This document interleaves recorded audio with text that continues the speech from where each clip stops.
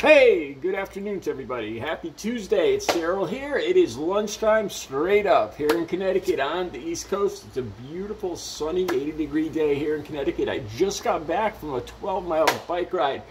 I tell you guys, I always do my best thinking. They say that doing exercise, running, walking, riding a bike gets the blood pumping. It increases cognitive thinking. And I've been thinking about something that's been bothering me. It's been bothering me all morning. Let me say this. I want to talk about two suspects just in the last week and how they were apprehended. I've been giving this some long, hard thought.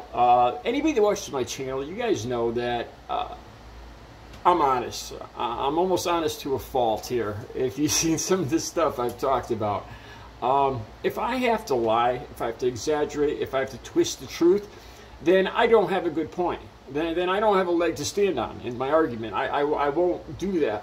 I'm going to talk about these two suspects and how they were apprehended, and just do some comparisons from the honestly from the information I have. And I'm going to try not to be biased on this. I'm going to try to be objective. I'm going to talk about Robert Crimo III, just right outside of Chicago, July 4th.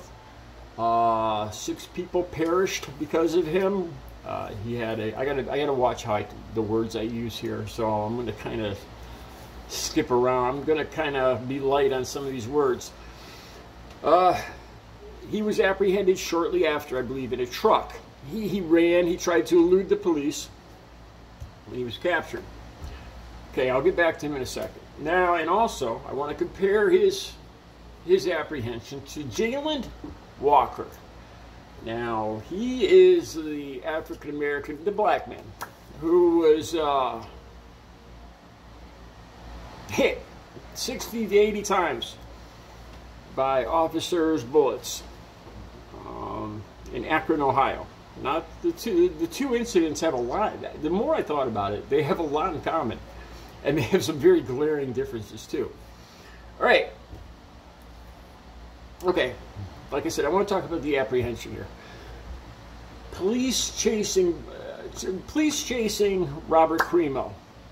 They knew who they were chasing. They knew that he was. I'm assuming he was armed with a long rifle.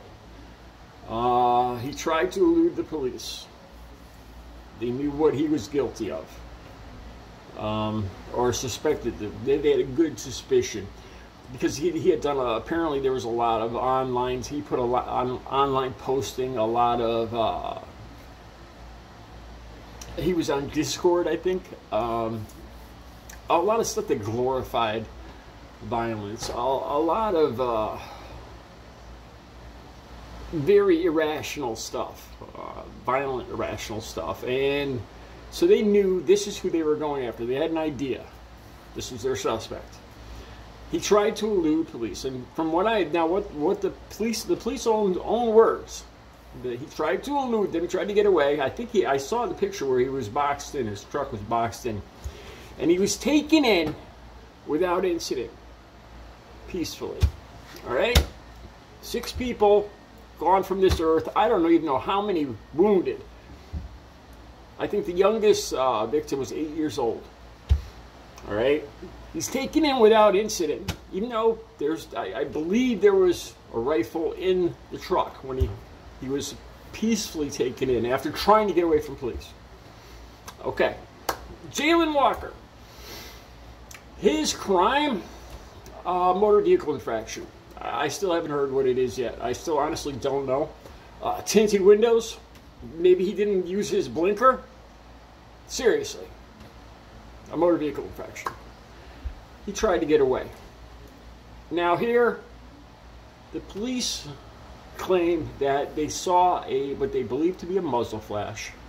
They heard what they thought to be a shot. If I understand this right, it was just one.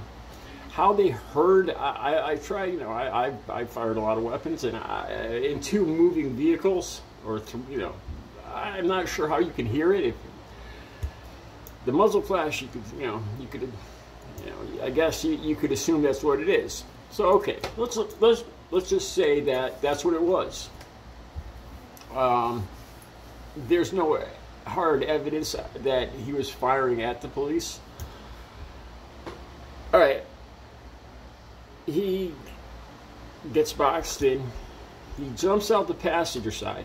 Now, for some reason, he was wearing a mask. Now, this is just, I wasn't gonna get into this, but I was wondering why he was wearing a mask. Because I'm guessing he knew that they probably already ran the license plate. I'm wondering, honestly, the first thing I wondered was if he was doing that to protect himself because he's African American.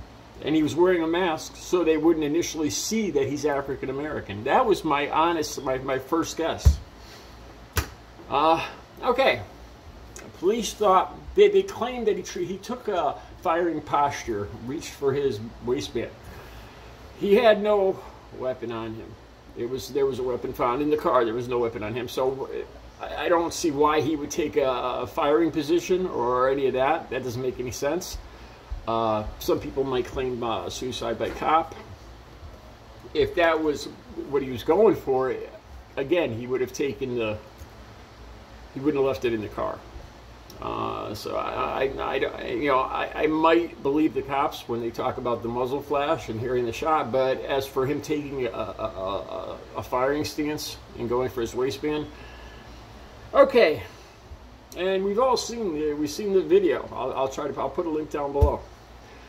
I think it's about 8 cops just opened up. Now I think it's been a long time since I have a revolver and I have a couple of guns. I don't know exactly how many are in the clip, but 60 to 80 shots hit him. Basically, all 8 cops, it sounds like, emptied their weapons into Jayland Walker. Now remember, he was pulled over because of a motor vehicle violation. So here's your 2 instances.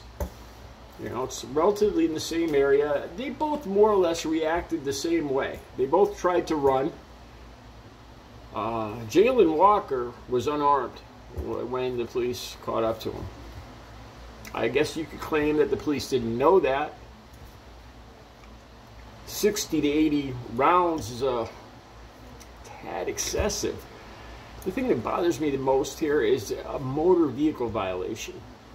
And, there's people on the right, Trump supporters, conservatives, who say that, there's no more racism in the country. The people that talk smack about Colin Kaepernick, my personal hero, one of the greatest Americans, that he was just trying to get attention, No, stuff like this, I think I could just maybe start to get an idea of how scary it must be to be a black parent and have your kid go out in his car or your car at night when stuff like this happens. A motor vehicle violation.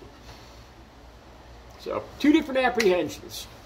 Police pull over Robert Crimo III knowing that he has put some crazy stuff on the internet and he's already taken 6 people out of this world. He's still got the weapon in the vehicle and he's taken in without incident. No damage to him at all. Nice and peacefully. After trying to get away from the police. Jayland Walker doesn't use his blinker, panics, runs.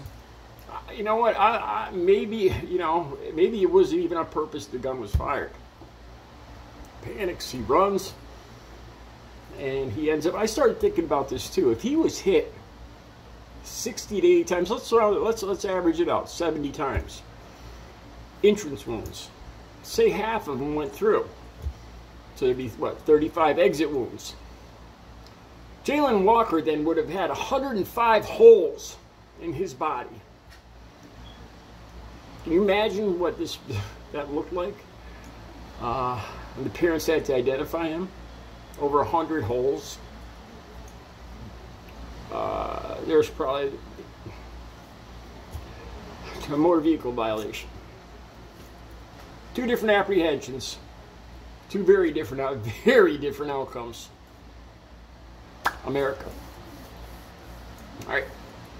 Let me know what you guys think. I think I tried to present this as honestly and unbiasedly as possible. Let me know what you guys think.